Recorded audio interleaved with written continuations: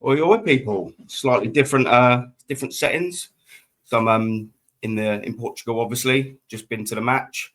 Um, it'll be a little quick sort of review here because I'm sort of going to get turfed at the hotel sort of very soon. But I wanted to sort of put something in.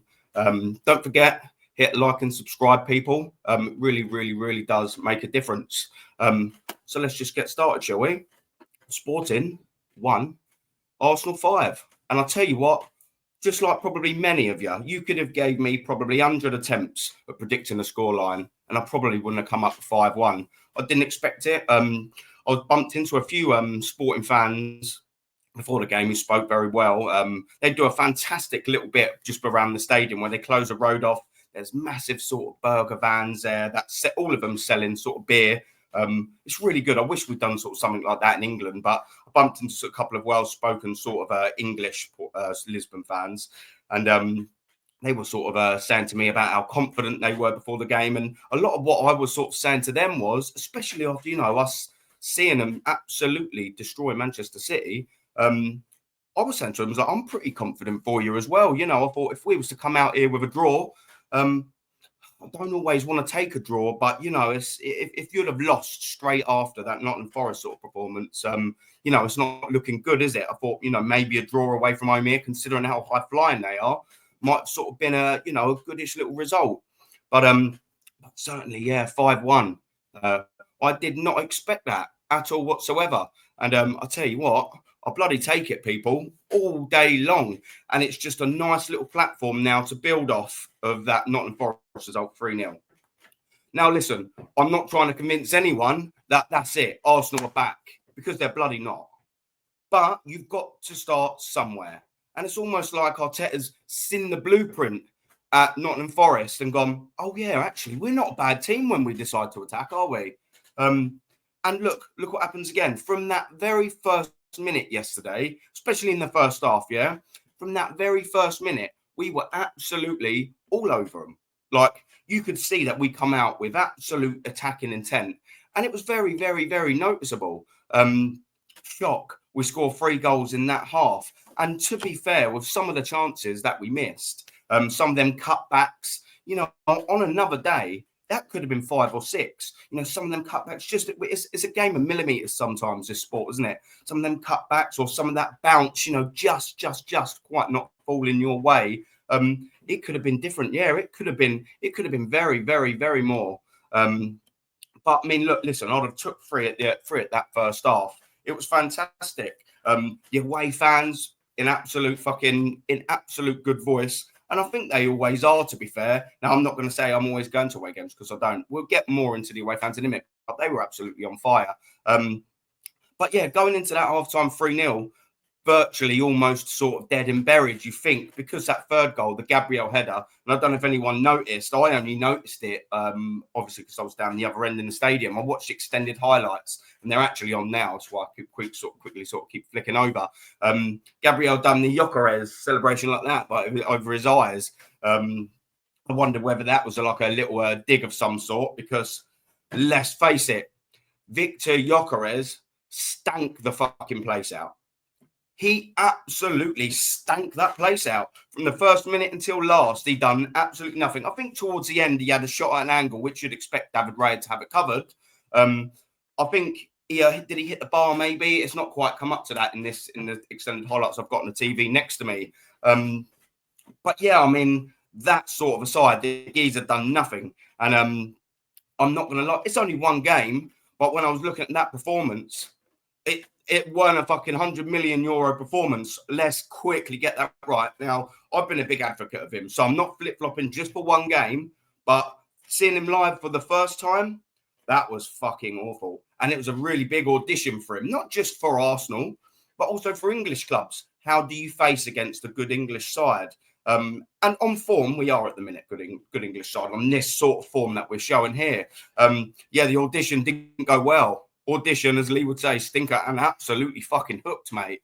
It wasn't very good. And do you know what the interesting thing is as well is some of the Sporting fans that I actually spoke to all before the game in that sort of area I was saying about. Yeah, they're not all giddy over him, you know. There's a lot of Gyökeres shirts on the back, especially obviously little kids. They do largely love him here. But a lot of the fans that I was speaking to say, yeah, mate, look, you know, he needs 10 chances to score them 2 goals, but you only see the 2 on the highlight sheet, or the highlight reel rather. Yeah, but there was numerous fans I was speaking to, you know, that are all sort of saying the same thing. That also sort of say that England might be a step too too far for him. And to be fair, you've got to take the home fans who've been watching him for the last 2.5 years into account.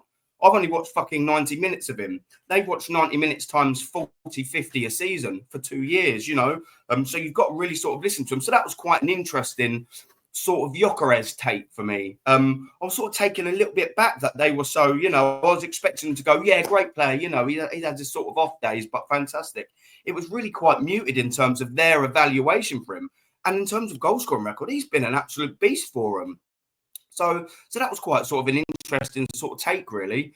So yes, first half was absolutely fantastic. Second half, what happened? Arteta. Now listen, that was by design, people. By design. And this is what I will say. That first 10 minutes of that second half was a bloody joke. And it was by design, not because they come out and thought the game was won. Arteta must have said something in that second half because we come out looking absolute shit. There's no way. It was inarguable. They could have had a chance within the first, they could have had a goal within the first minute, which David Raya will get to. Fantastic little save, I think, with his on his left-hand side.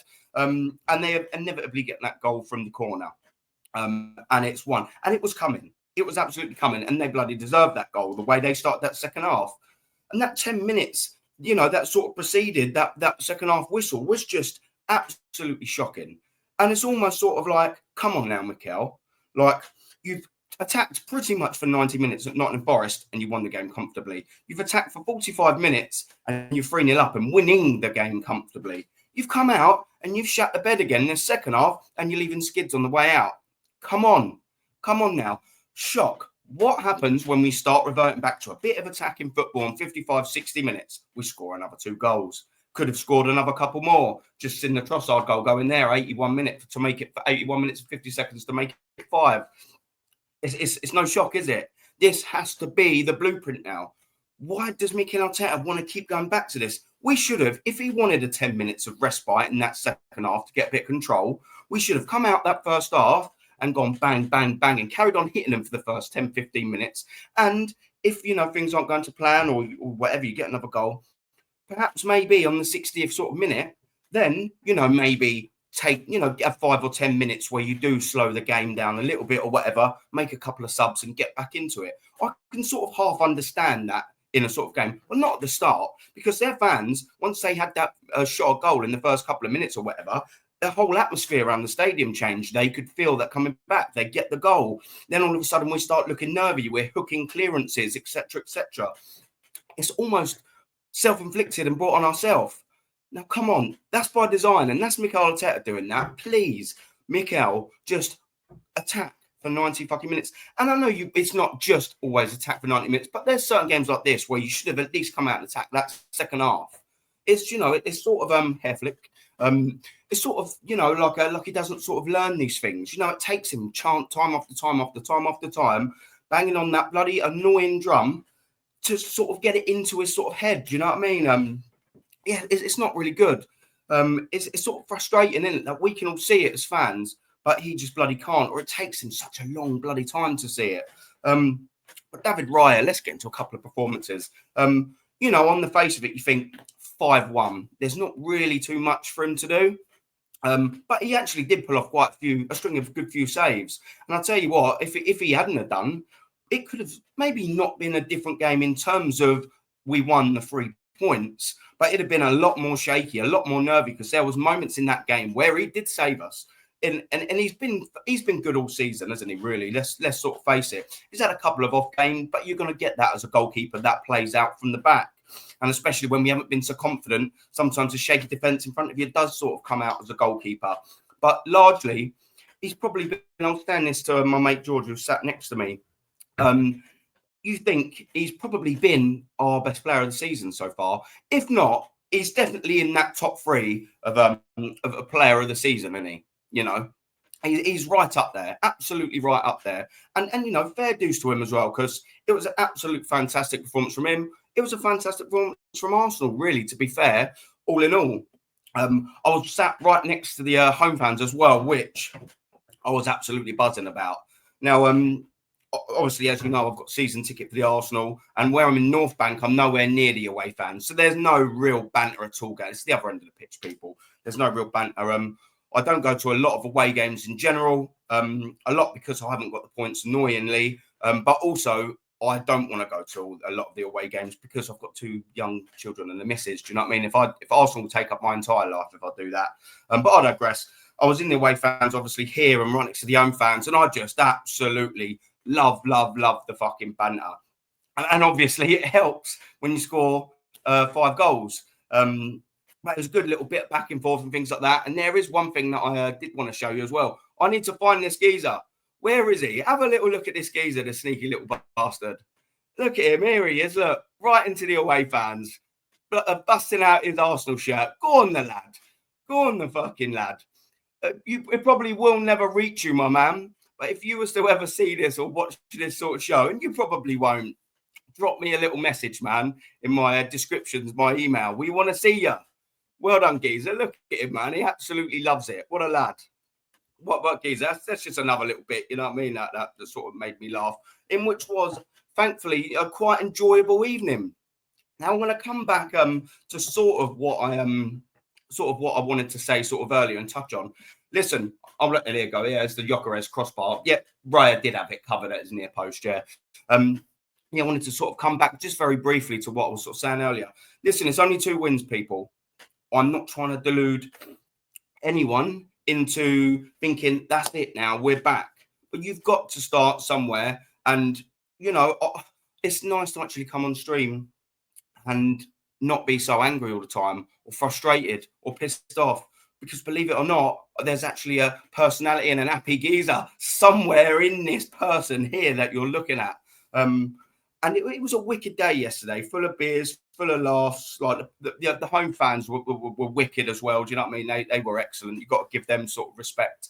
But the night as a whole, obviously for Arsenal, you know, we needed that. A big sort of win away from home. Now, look, also with Sporting, you know, they have been, I think I checked them, I think they were unbeaten in like 11 or 18 games or something like that. That stemmed, I think, from a 4-3 loss to Porto. So they were banging form still. But look, it's not Barcelona, is it, away? It's not Real Madrid away.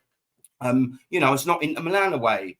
You know, it's Sporting, but we still beat a very good Sporting team at home, 5-1. And I think Arsenal needed this. Now, that's 8 goals in 2 games. Almost like attacking, people, is the blueprint, eh? And we've just got to keep this going now. Now, we've got West Ham, of course. We've got them coming up on Saturday. And we need to carry this on. Now, West Ham, you know, they might be buoyed a little bit more by their win on Monday night. And we need to shut them up. I want to see us going out there, the same as what we did yesterday, and the same as what we did against Nottingham Forest, with the absolute attacking intent. Basically do what we've done to them last year. Empty out that stadium fast. Empty out that stadium at West Ham and keep this momentum going, because we've still got some games here where we can pick up points now. We're looking like we're getting back on track, and that's what we need. You've got to start somewhere. And a 3-0 home win and a 5-1 away win in the Champions League is not a bad place to start, people. I'll take it. And I think all of us would have. Last Friday, when we hadn't played Nottingham Forest yet, and we knew sort of what week we was coming sort of into, we'd have all took a 3-0 and a 5-1 away win, wouldn't we? But listen, yeah, I'm sort of gonna wrap things up now. But yeah, I think I need to get out of here. What's the time as well? I've got 10 minutes before I've got to check out, and I've already had had one of the cleaners knocking on the door, basically trying to turf me out. So I'll be heading back to England a little bit later. I'm going to enjoy some Portuguesas. Enjoy a few more Super Box. Don't forget as well, give us a like, give us a subscribe on the channel. It always helps. And people, it is never, ever not appreciated, man. But I will get out of here and enjoy the rest of your day, everyone. Take care, man.